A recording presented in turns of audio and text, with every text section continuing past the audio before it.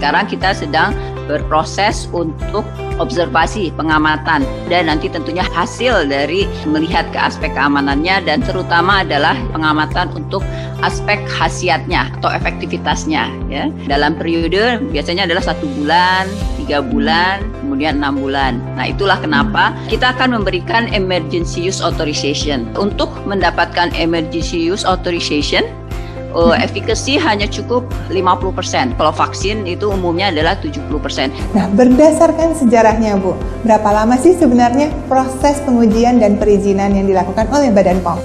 Kita tidak membuat sendiri, ya.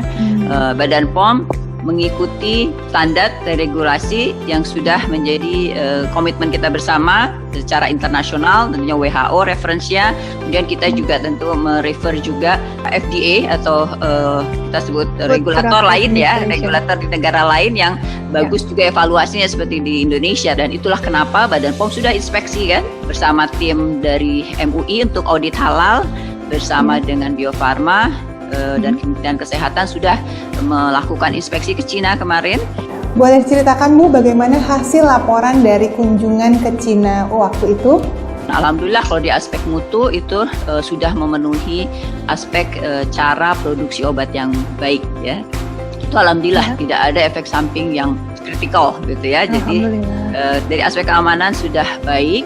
Sekarang aspek efektivitas ya, khasiat yang masih kita tunggu. Jadi dianalisa pengambilan sampel darah, kemudian dianalisa di laboratorium, melihat seberapa besar si vaksin itu memberikan efektivitas terhadap peningkatan antibodi kita.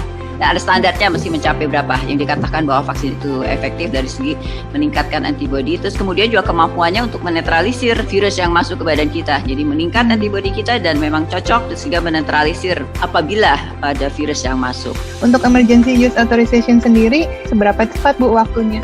Dihitungnya dilihat dari setelah subjek itu disuntik yang kedua, kemudian dia kembali ke masyarakat, ada berapa kasus yang terjadi.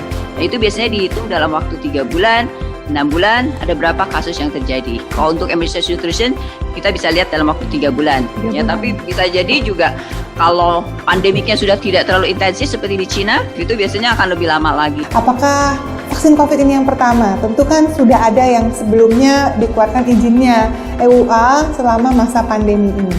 Selama krisis pandemik ini kan sudah ada beberapa obat yang kita berikan izin penggunaan darurat, yaitu Avigan, Favipiravir dengan Remdesivir, di mana Avigan atau Favipiravir itu untuk kondisi pasien yang ringan sampai sedang, dan Remdesivir itu untuk pasien yang berat. Mungkin ada satu pesan untuk masyarakat Bu, agar bersedia nanti kalau vaksinnya benar-benar sudah berhasil gitu ya, sesuai dengan harapan kita bersama, dan tidak takut lagi perihal keamanannya. Saya yakin dengan komitmen pemerintah yang dikaitkan dengan komitmennya untuk hanya memberikan vaksin yang bermutu, berkhasiat, dan aman.